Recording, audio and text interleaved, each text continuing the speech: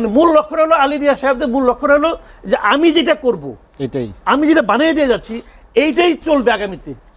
তুমি কে ভাই? আপনি কে? গুগলে যে সার্চ করেন আলী রিয়াজ, দেখবেন লেখা উঠবে আমেরিকান পলিটিক্যাল সায়েন্টিস্ট, বাংলাদেশ কই? এখানে এটা আসলে একটা বড় চ্যালেঞ্জ, এবং এটা কিভাবে এটা ম্যানেজ করবে ইলেকশন কমিশন আমি জানি না। মানে এটা এমন একটা চ্যালেঞ্জ, এটা কেবল ইলেকশন কমিশনের চ্যালেঞ্জ না, এটা জনগণের জন্য চ্যালেঞ্জ। এটা একটা বিভ্রান্তিকর মানে ঘটনা ঘটতে যাচ্ছে। মানে এইভাবে গণভোট পৃথিবীর কোথাও হয়েছে বলে আমি জানি না।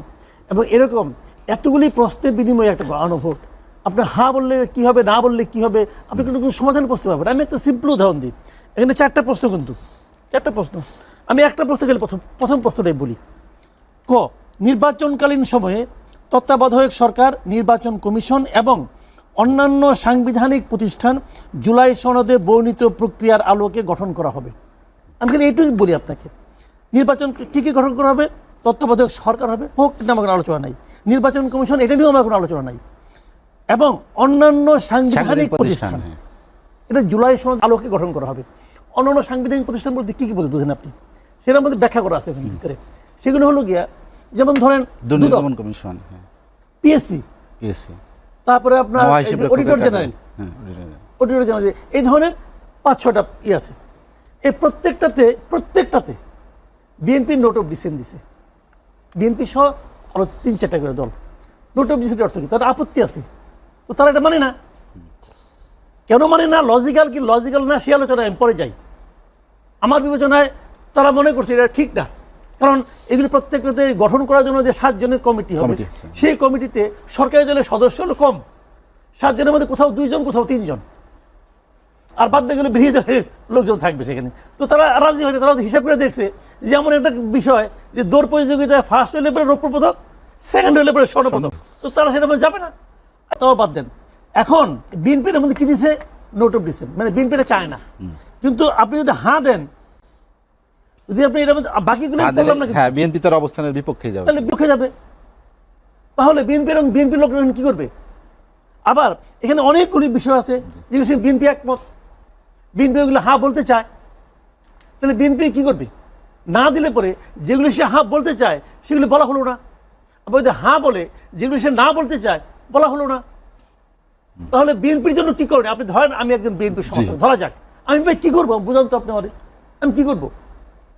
তো এই ধরনের যখন তারা একটা কিছু করে নিয়ে আসে, একটা আবদার নিয়ে আসে যে তুমি বলো হ্যাঁ অথবা না, জবাব দাও, সে কেমনি করে প্রথমটাই জবাব দিতে পারবেন না, আর বাদ বাকি যে 4টা আছে আপনি কেমনি করে জবাব দিবেন ভাই? আমি বুঝি না। দেখেন আরো কতগুলো কথা বলি।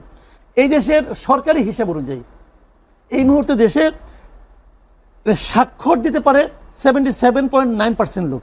এটা হলো বাংলাদেশ পরিসংখ্যান ব্যুরোর হিসাব। তার মানে আমি ধরি 78, এটা আমি গ্রাউন্ড ফিগার ধরলাম। তো 22% লোকের কোনো স্বাক্ষর জ্ঞান নাই।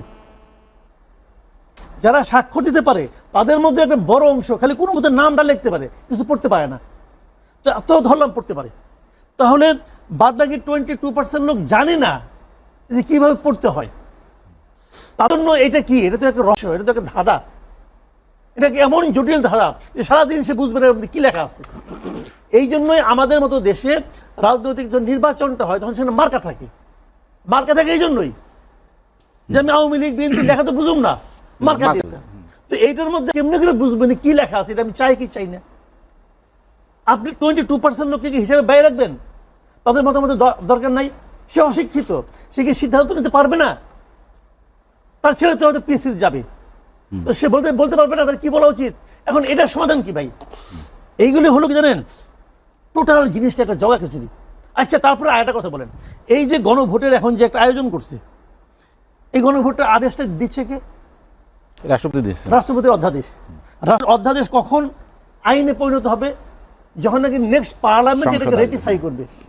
ধরা যাক নেক্সট পার্লামেন্ট এটা রেটিফাই করলো না, আপনি ধরেন হাইপোথেটিক্যালি যদি না করে, তখন এই গণভোটের বৈধতা কি হবে?